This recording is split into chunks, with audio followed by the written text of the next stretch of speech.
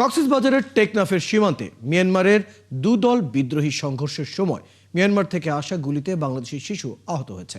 প্রথমে মারা যাওয়ার কথা শোনা গেলেও শিশুটিকে চট্টগ্রাম মেডিকেল কলেজ হাসপাতালে নেওয়া হয়েছে। গুরুতর আহত হয়েছে আরও একজন। হোয়াইকাং ইউনিয়নের পরিষদ ভারপ্রাপ্ত চেয়ারম্যান শাহ জালাল চৌধুরী জানান, শনিবার গভীর রাত থেকে এই গোলাগুলি শুরু হয়, চলে ভোর পর্যন্ত। সংঘর্ষে আহত আরকান আর্মির সদস্যদের বাংলাদেশের মধ্যে ঢুকে চিকিৎসা নিতে দেখা গেছে। এদিকে অবৈধভাবে প্রবেশ করা 53 মিয়ানমার নাগরিককে আটক করেছে পুলিশ। কামরুল ইসলাম মিন্টুর তথ্য ও ছবিতে প্রতিবেদন। থাকে মিয়ানমার থেকে। এর আগে শনিবার মধ্যরাতে গুলির শব্দে এলাকার লোকজন ঘর থেকে বের হয়ে আসে। এ সময় মিয়ানমার থেকে আসা একটি বুলেটের আঘাতে আহত হয় পুতুনি নামে এক কিশোরী। গুলিবিদ্ধ হয় আরো একজন।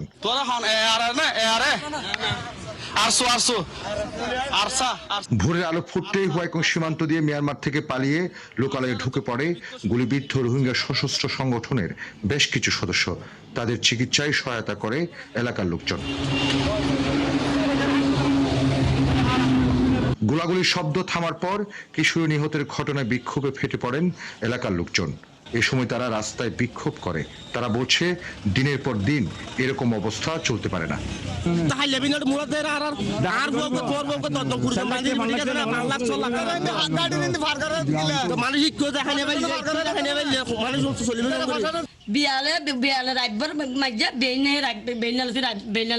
পরে সেনাবাহিনী, বিজিবি ও পুলিশ সদস্যরা পরিস্থিতি নিয়ন্ত্রণের চেষ্টা করে, যদিও প্রশাসনের কেউ এ নিয়ে গণমাধ্যমের সঙ্গে কথা বলতে রাজি হয়নি। গেল বৃহস্পতিবারও মিয়ানমার থেকে উড়ে আসা গুলিতে আহত হয় এলাকার এক জেলে। কামরুল ইসলাম মিন্টু, ৭১, কক্সবাজার। হোয়াইক্যাংয়ে বাংলাদেশের ভেতরে মিয়ানমার থেকে আসা গুলিতে বাংলাদেশি শিশু আহতের ঘটনায় সর্বশেষ জানাতে কক্সবাজার থেকে যুক্ত হচ্ছেন সহকর্মী কামরুল ইসলাম মিন্টু। কাদের মধ্যে গোলাগুলি হলো আর আহত শিশুর অবস্থা এখন কেমন জানলেন? বিজিবি এই বিষয়ে কোনো পদক্ষেপ নিয়েছে কি? আপনি জানেন যে রয়্যাল দীর্ঘদিন থেকেই মিয়ানমার যে আরকান রোহিঙ্গা যারা দখল করে নিয়েছে সামরিক বাহিনী থেকে, সেই দখলদার বাহিনীর সাথে রোহিঙ্গা যে সশস্ত্র গোষ্ঠী আছে, 3টি গোষ্ঠী, আরসা, আরসু এবং নবী হুসেন গ্রুপ সহ 3টি গ্রুপ সেখানে তাদের সাথে যুদ্ধ করছে। অর্থাৎ সংঘর্ষ চলছে দীর্ঘদিন থেকে। কারণটা হচ্ছে তারা রোহিঙ্গারা চায় যে তাদের আরাকান সেটা দখল করবার জন্য। সেই সংঘর্ষের রেশ ধরে দীর্ঘদিন থেকে চলে আসা গতকালকে মধ্যরাত থেকে আজকে সকাল পর্যন্ত এটা ভয়াবহ রকমের ছিল, যার কারণে সেখান থেকে উড়ে আসা মর্টার শেল এসছে, বিভিন্ন বাড়ি ঘরে পড়েছে, মানুষের শরীরে পড়েছে, জেলেদের গায়ে পড়েছে।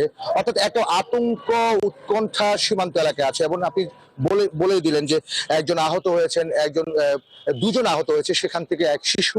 যদিও বা তার নিহতের খবর আমরা পেয়েছিলাম, কিন্তু কিছুক্ষণ আগে আমরা যেটা জানতে পারলাম, তিনি এখনো পর্যন্ত আহত আছেন। চট্টগ্রাম হাসপাতালে তাকে ভর্তি করা হয়েছে। যে আহত গুরুতর অবস্থায় আছে জেলে, তাকে কক্সবাজার সদর হাসপাতালে ভর্তি করা হয়েছে। আরো বেশ কিছু আহতের খবর আমরা পাচ্ছি, তবে এরা বিক্ষিপ্ত বিচ্ছিন্ন ভাবে ছোটখাটো তারা ক্ষত হয়েছে এবং এখনো পর্যন্ত সেখানে বিক্ষোভ চলছে। বিভিন্ন জায়গায় বিক্ষোভ করছে, মানুষ উত্তেজিত হয়ে আছে।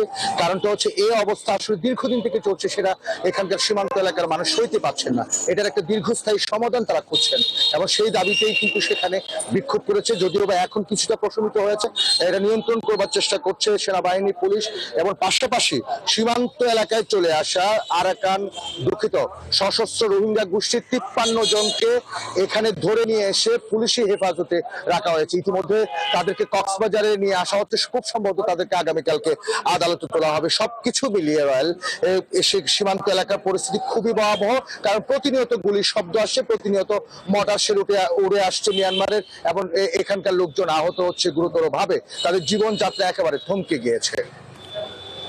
কামরুল ইসলাম মিন্টু, আপনি খবরাখবর রাখতে থাকুন।